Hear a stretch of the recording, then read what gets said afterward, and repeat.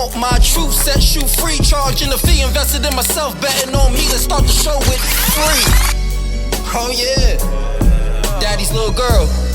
That's what we on. Let's go. Duff man. Hoo-wee.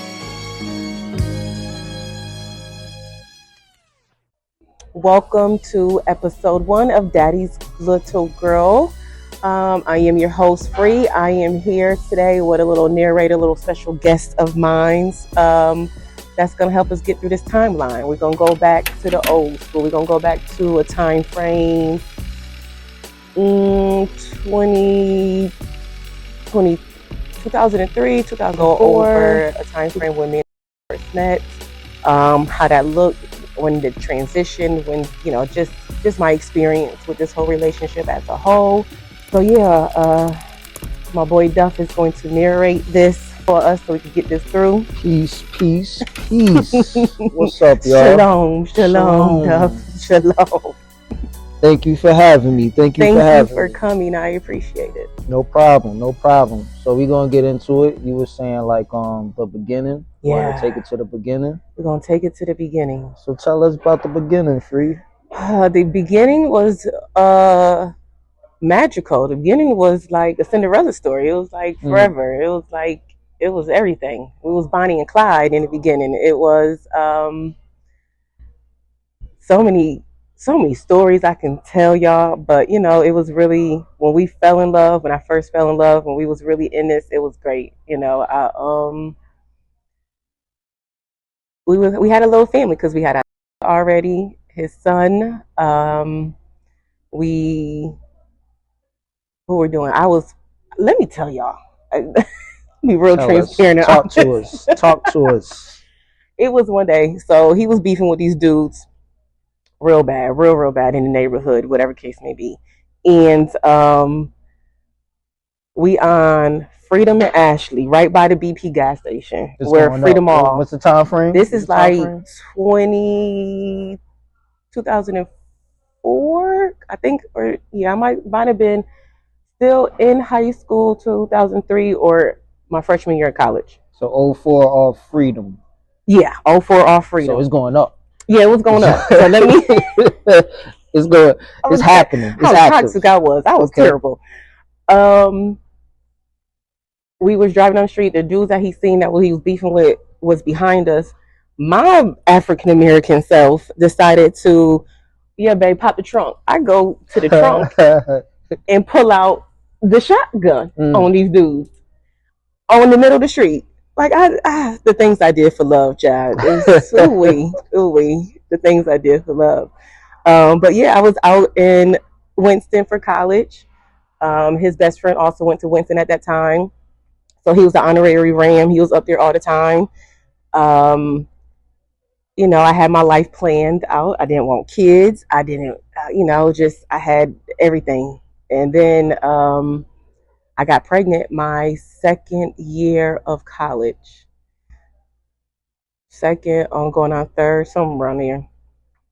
And when I found out I was pregnant, I was devastated. I cried.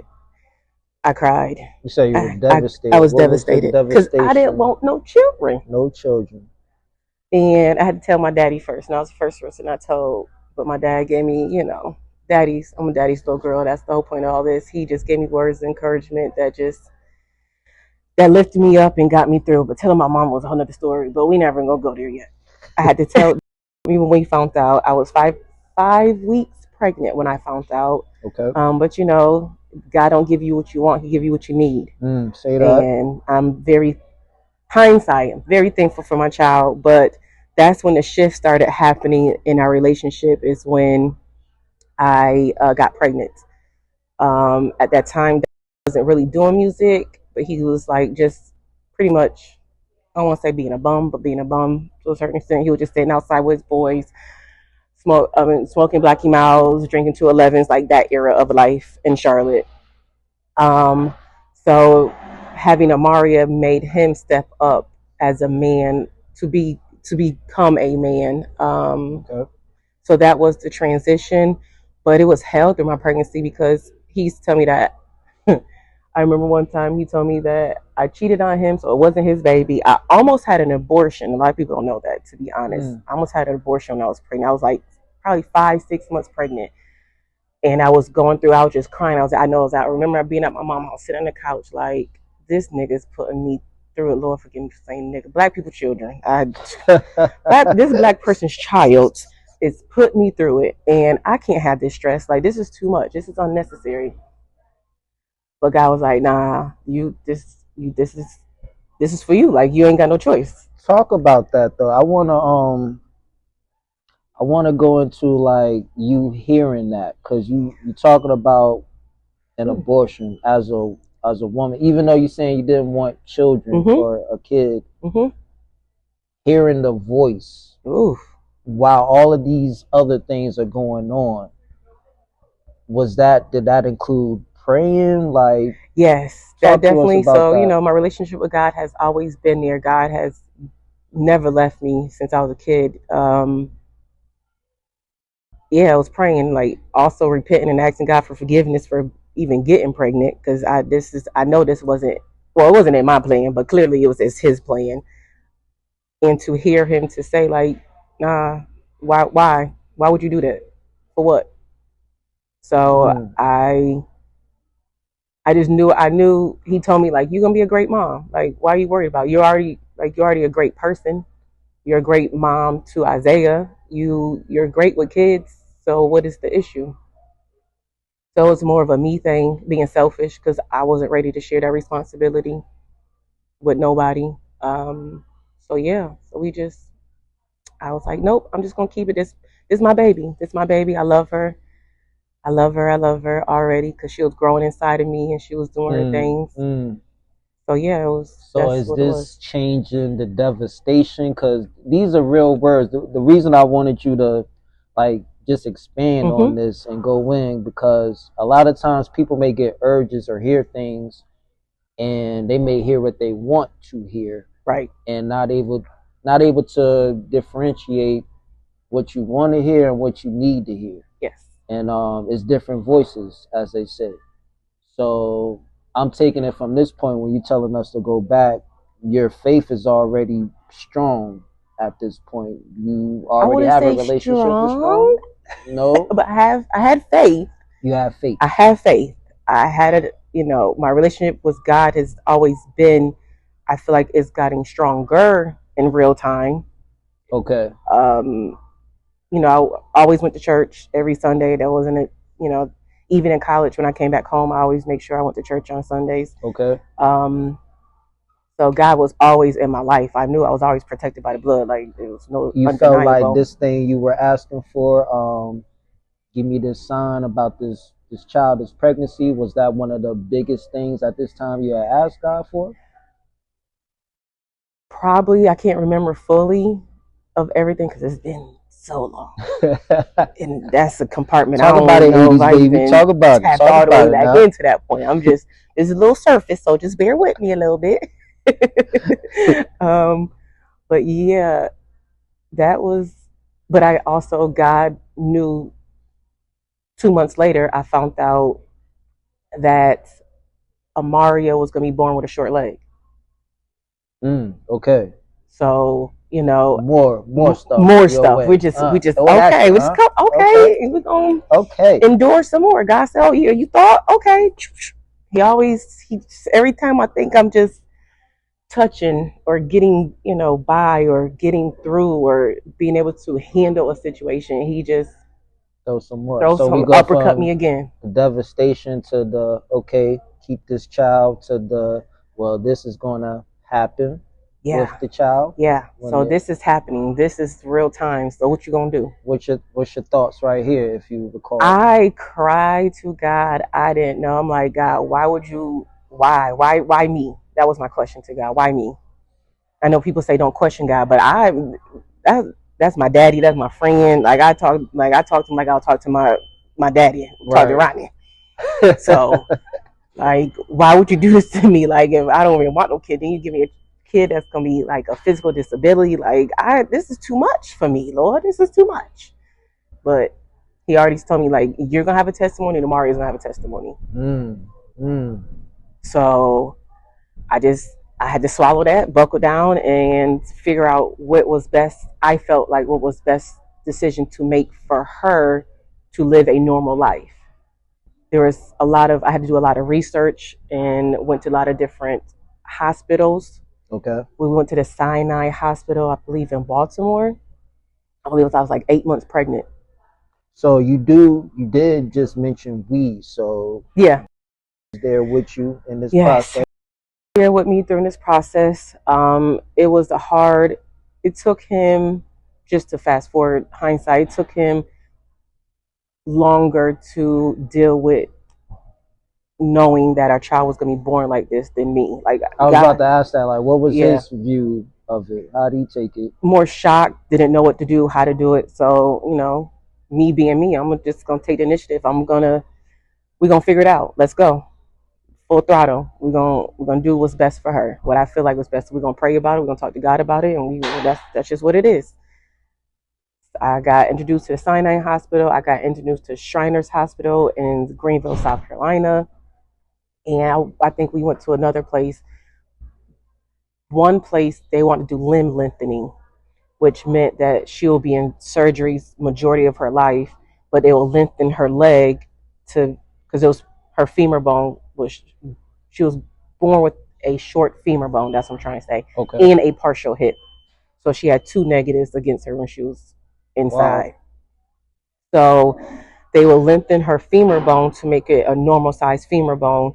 So about the time she did get 18, she would be a normal person, so to speak. So that was one option. That was one option. Another option was Shriners provided to go to South Carolina, to Greenville. They will pay for all her surgeries. They will amputate her foot because she was pretty much like this, like her foot was to her knee on the opposite leg. So she was kind of like, she was off staggered. So they will amputate her foot to make like a ball joint so she could fit into a prosthesis so she can just automatically just have like a normal life, so to speak. So she won't be in and out of surgery. They was like, which definitely one surgery, maybe a possible 2. Okay. So, and I forgot what the other option was, but whatever it wasn't even clear. It wasn't even an option for me because I can't remember at this point. So pause. Okay. Mm-hmm. So we have options on the table. Yes, we have options on the table. What we gonna do? Future daughter. Yes. At this time, I'm taking it like you early 20s. I was 20 when I found out I was pregnant, and I was 20 when I delivered her. Amari is born New Year's Day, and my birthday is 17 days later. So I turned 21 17 days later after my child was born. That's how you got welcomed in. That's how I got welcomed in. Yeah, my water broke right at midnight. So options on the table. Young couple. Mm-hmm. Y'all about to have a great thing coming in. Yeah. You know the difficulty that can occur. We have decisions to make, baby. Where we at right now? Praying about, we was attending St. Paul at that time, praying about these decisions, going to church and listening to the word and talking to God about it, you know. It took us some time because we didn't have to rush because she wasn't born yet. And when she was born, that was just to see how she'll function. But she was a normal child. Okay. Very extremely busy child. It was nothing that she did not do. She was raised with my little cousins, which was about 4 different boys that were like 6 to 10 years older than her. So okay, so they act. Oh yeah, they wrestling, they fighting. Then Denim was around too, so it was a combo of all of them. So she was very what is the word I'm looking for? Amaria was raised with boys, men, and also so she was very strong. Tomboyish? Yeah, very tomboyish. Okay. Terrible. Yeah. Yeah. On tables, like it was an experience with her. I left her in Syracuse a lot of times because I just couldn't. So to compare yourself and your daughter, because you mentioned daddy's little girl. Yes. Is this a great thing for a young female coming up? Like it's good to be girly. I'm saying like it's a balance. Yeah, it's a necessary. balance. That's what I'm trying to say. Yeah. I always feel that a young lady, a woman, a girl should know how to be raised by men, boys, to see what it's like, and also to be raised by a woman and ladies to have that balance. Because all those names are different. Different definitions behind them. This is true. Well said. Okay. You see the comparison? Obviously, as a mother, but I'm saying, like, was there a vast difference or a very close similarities, you and your daughter? Her coming up? To a certain, it was very similar to a certain extent until she got a little bit older. Then she wasn't around them as much. Okay. So that I seen how that affected her in a negative way. But in the beginning, you couldn't tell Amaria nothing. There was nothing that she did not do, couldn't do it as she did. Like her will, that will is not backing down. Was not backing down for nothing, nobody, no matter what. And my grandma Tyson did not help. My grandma Brown did not help. No one did. Everybody just let her do it. It's okay. Because she was pretty. And then they felt like it's okay. Everything was just okay. It's okay. She could do it. Oh, she could have that. She want that. No, please stop. Please, no. Y'all creating a monster. So let me ask this, because your daughter, she does have like a very grand personality. Like the few times I chopped it up with her, but did she always have this personality? Yes, she's always been a light. She's always been a light. Like that's why I know this is a gift from God, because especially when she was younger, people from daycare to teachers used to come up to me and be like, she inspires me. Wow. She inspires me to get up every day.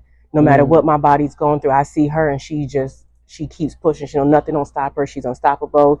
She's so brave. She's this. And I love that. Is that an early age with her? Extremely early, since birth. Because when she had her surgeries, sorry to piggyback, when she had her first surgery, when we decided to do that, we went through 3 casts. Okay. Because sis was running through them. Yeah. Because it did not stop her from crawling. Okay, so you're saying replacing the cast due to how active? Yes. Okay. Yes, literally. That's amazing. That's something. So, circling back again. Yes. We in the loops. Yes, I know we're in a lot of loops. Y'all dealing with this new child. Yep. She has a disability. Yes. You're dealing with it. She's very active. She's inspiring people around her. How is this with your emotional state? Because it has to already be emotional, like to have a child like this, knowing like, okay, it's some disability. Yeah. You think you want your child to have it better than you had it. Correct. I would feel every parent should have that train of thought. So when you're going through all of these things, you're seeing the responses people give to your child, but then you're also dealing with this and this new relationship and new child. What is the feelings of Free at this moment? Do you recall that? Not to a certain extent, but I know I had a great role model or a blueprint to look up to. Okay. My Aunt Mookie. Shout out to my Aunt Mookie. Aunt Mookie. Everybody, almost every family almost got a Mookie. What's up, my Aunt Mookie? My Aunt Mookie has 3 daughters. Her youngest one was born with Down syndrome, and my little cousin Brianna. And Brianna was a feisty one. But she was sweet, but she was feisty. And to see how my aunt raised her very independent. My aunt raised her to just normal. We didn't treat Brianna no different. Okay. Even though, physically she was, but we ain't treat Brianna was Brianna, and Brianna gonna tell you how she felt, and she was very strong-willed. So my Mookie gave me, because that's the only other person I knew that had a child that had a disability. Okay. In some shape or form. So y'all related. So so I took King to her, and the experience I had with her, because I spent a lot of time, some time in her household too, with my cousins, because we were all girls. just to remind, like my dad and all his brothers or his cousins, they all had all their first children were girls. Okay. So we would squad up. So they will all get together, and then we will all be together too. So we was a bunch of pretty little girls all together with their daddies. So like we were all daddy's little girls or uncle's little girls. Like we were a very tight knit, close family. So you had like a lot of strong women in your family. Woo! Alpha. Alpha. Alpha. MT, my grandma. You ain't met her, but that one by herself. Oh yeah, yeah. I people don't want to give me credit of how I act, but I have a lot of characteristic traits from that woman right there. From your grandmother. Oh yes, I got a lot from my girl Brown, but MT too. Militant.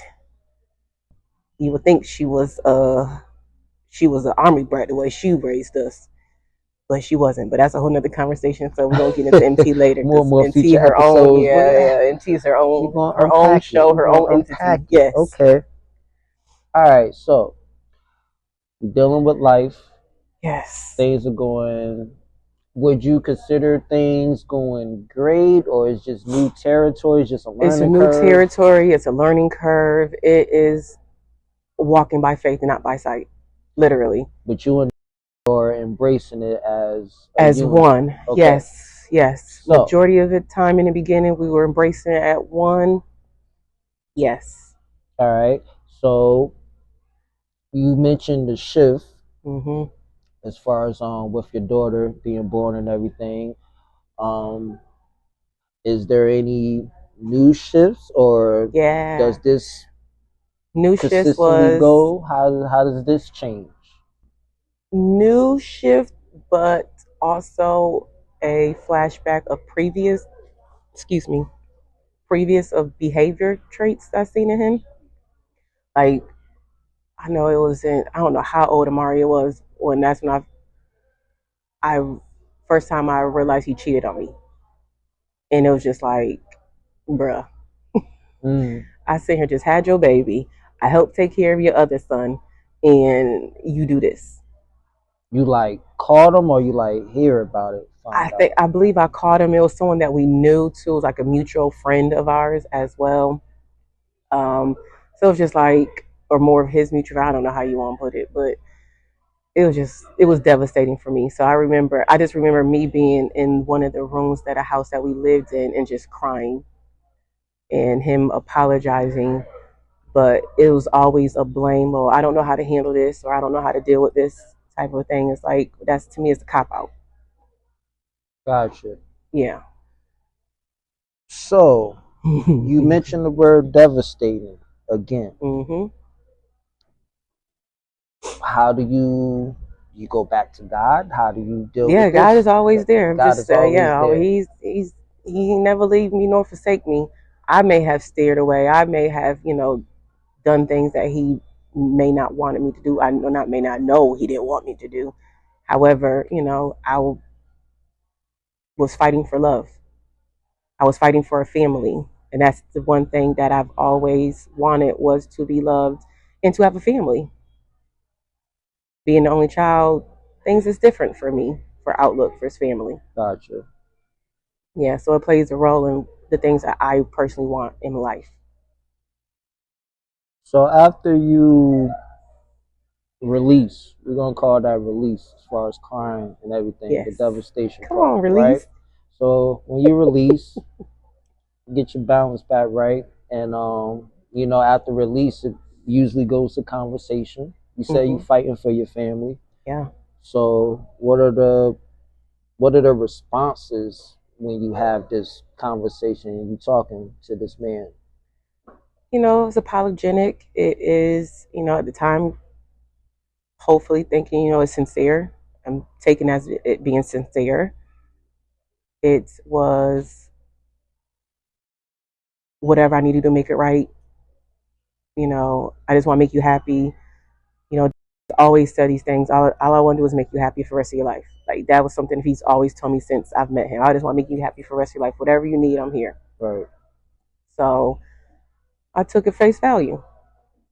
Okay, well, let's do it right. Let's try over. Let's start over. Let's do this. So, and that's what we did. So we were still together. We still moved Moving on. on. We moving on. We moving on. All right. So at this point of moving on, let's get like a timestamp. So, how old is your daughter? How old is Amari at this time when this situation happened? Mario's probably, I don't even think she was 1 yet at that time. I don't think so. I can't. Yeah, 'cause I don't think this was. Yeah, I don't think she was 1. Because her first surgery was at about 1.5, almost 2. Yeah, so. So it's like early on. Yeah, she was born in 2006. So this is time frame. Now we in 2006, 2007 time frame. So, new birth. Still dealing with a youngin. Yep. Very young. Yes. All right. Precious. Yeah. Precious. Okay. It's the precious baby. Still trying to figure out my life. He is more into his career or getting it, off the ground. Okay, so music. This is when, music. Yeah, yes, that was our way of income. Okay. Because we decided for me to stay at home with Maria. Okay. We felt like what was best collectively, which I wasn't against because I wanted to raise my child. I didn't want no one else to raise my child. Understood. So I did put her in daycare for a little bit because I was driving back and forth to Winston to go back to school because I still wanted to complete school at that time. Okay. So every other day I would drive to Winston-Salem. I would wake up, take Amari to daycare, drive to Winston, and get back in time to pick her up from daycare, come home, cook, do work. What's the time frame on that drive? Put people in this time frame. It was on good days. It could have been 45 minutes for me in that time frame. Traffic popping about like what? Bad days, an hour and 15. Hour 15. Okay. Yeah, 85, 52. Shout out to Winston. Yeah, yeah. And I just thought about it. I had a Dodge Durango at that time, and that's when gas shortage. Remember the gas shortage? I do. That was that time frame. On top of that too, so life was lifing. Life was lifing. Yes, yeah, life was lifing. Pre-COVID. Pre-COVID. Yeah, pre-COVID. All right, so you juggling a lot. Yes, that's what I'm getting. Yes, just trying to give the audience making it look like it was just like I was just cutting bread, slicing, making it look easy. That's basically what I'm trying to say. Okay. For the hindsight, for the outside people. So we juggling this in 06. This is going on. You got school. You got your daughter dealing with the disability, and you finding out that you just been cheated on or betrayed. Let's say betrayed. Yep. Yes. That sounds better. Yes. We're not dodging. This is all truth. We want to have neutral grounds here. It's all peace. It's all peace. You told me to narrate. This is the show. All right. So. Where do we transition from here in 06 when we get into this relationship of things going on? What's your next point? Our next high, well, Mari had surgery. That was a lot. That was a lot, but she got through it. It was, I'm laughing because I just had a flashback of her being on all those drugs when they put you, before they put you under. Time travel. Ooh. So she's having a lot more surgeries now. No, this was still her first surgery, but this is the first one. Yeah, she was geeked up. She was geeked, and it was hilarious too. My poor baby, but anyway, so we get through that. She goes through 3 casts. We get through that. Now Amaria is probably. I think we're approaching now her second surgery. Okay. So she's in kindergarten for her second surgery. I don't know what year that is. Yeah, I do the math. I can't think right now. Second surgery was fusing her hip joint together. So her knee was up here. So they was fusing her knee to make a hip.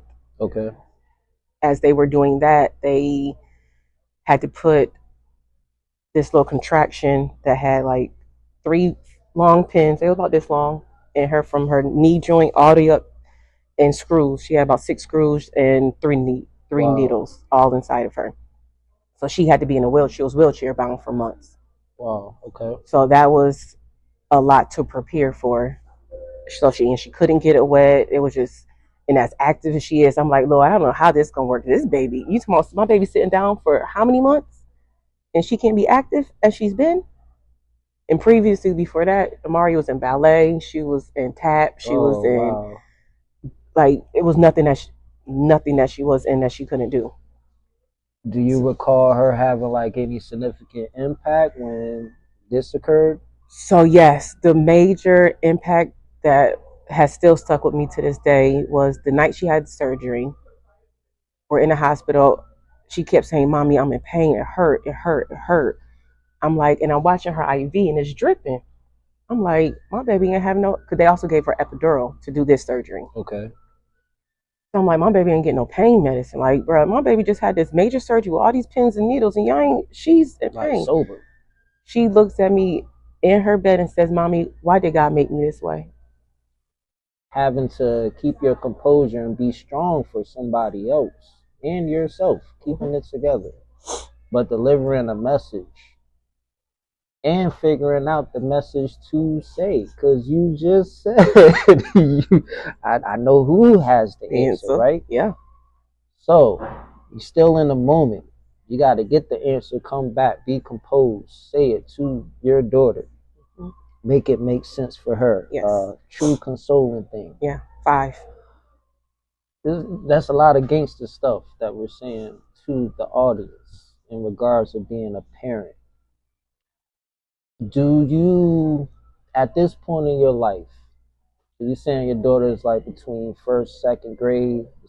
This was kindergarten. Grade? This was kindergarten. So kindergarten, yeah, right Miss here. Kiefer class. Yeah.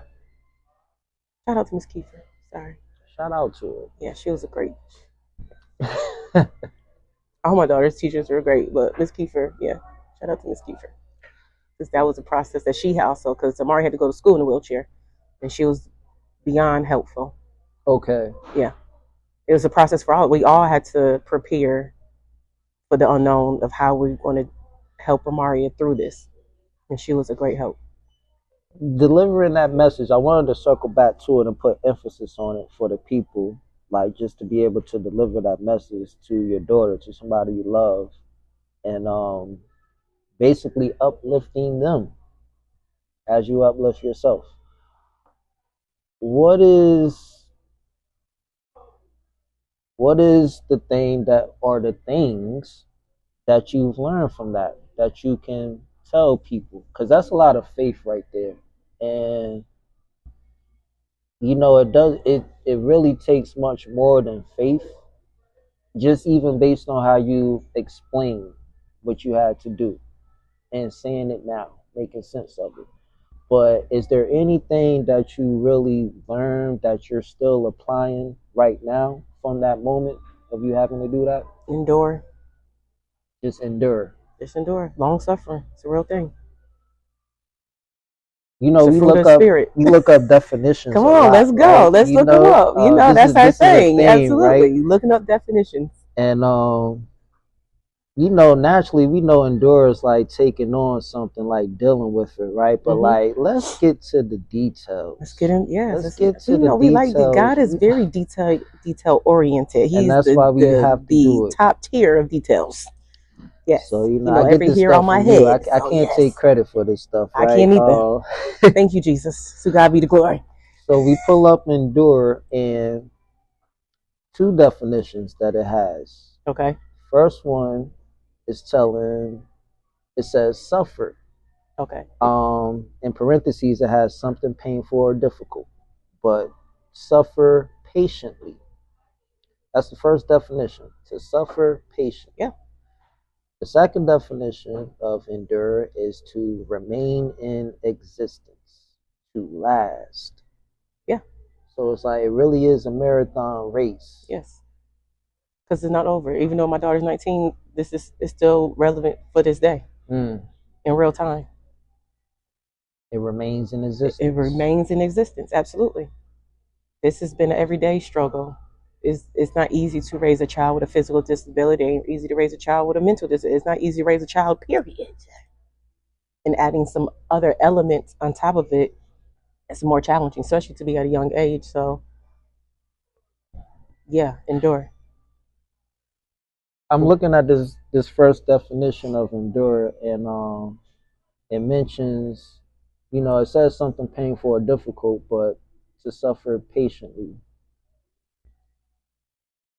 I know a lot of people would not prefer suffering patiently too. Yeah. The emphasis on the wait patiently. well. Wait well. My right. servant. Your servant is waiting well, Lord. Stuff don't go our way. We like, man, this need to hurry up and go, right? Yeah. So I'm gonna give up. I don't want to do this, but I don't have that option as a mama. So to suffer, what comes after suffering patiently? I know you said like it never ends. She's 19 Triumph. now. Triumph. Yeah. Yeah. Joy. Love. These are great words. Peace. So we initially we had went from devastation twice. Yeah. To won't God do it? Juggling. Got a lot of things that you're juggling. And then we go into enduring.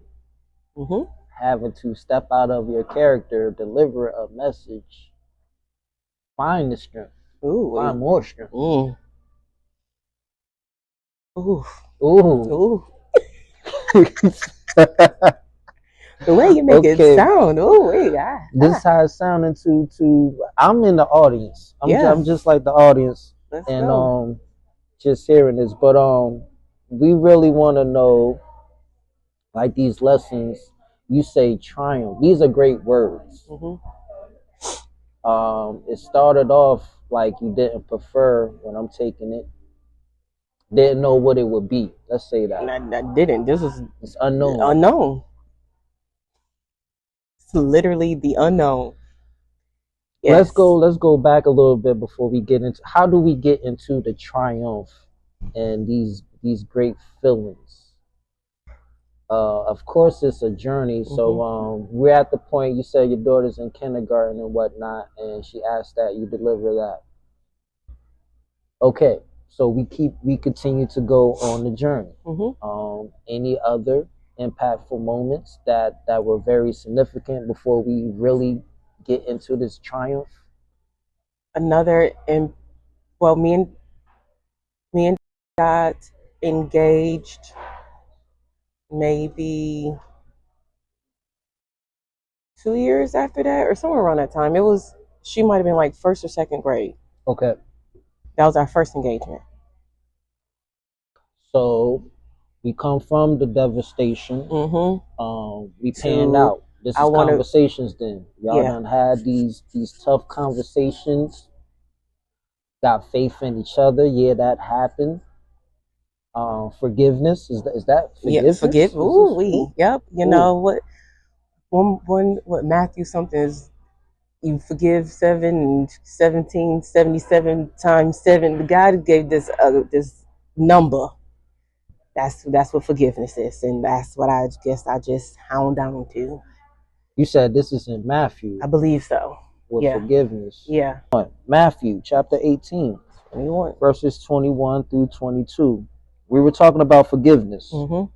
So it says here, Jesus told Peter to forgive someone 70 times 7. 70 times 7. Oh, what's the math on that, Duff? So the math on that, it says this is often translated as 70 times 7, which is 490 times. So we talking about forgive somebody 490 times? No, we saying forgive somebody to the point that you're not gonna remember that was 490 times. Ooh, that's a lot of forgiveness. Yeah, that's the whole point of forgiveness. You don't keep a tally. You don't keep a track of it. You just do it. Because who's gonna remember? Okay, this is 489. Right. 488. Some people don't even do one time. Right, literally. Come on, we could really talk about it. We're gonna talk about it. We're gonna talk about that. Okay, like for real. So yeah, that's part of the process. I think that's the transformed mindset God wanted to have is to don't keep a tally of it. And I think there is a version that says you don't keep a tally of it. That's just what you do.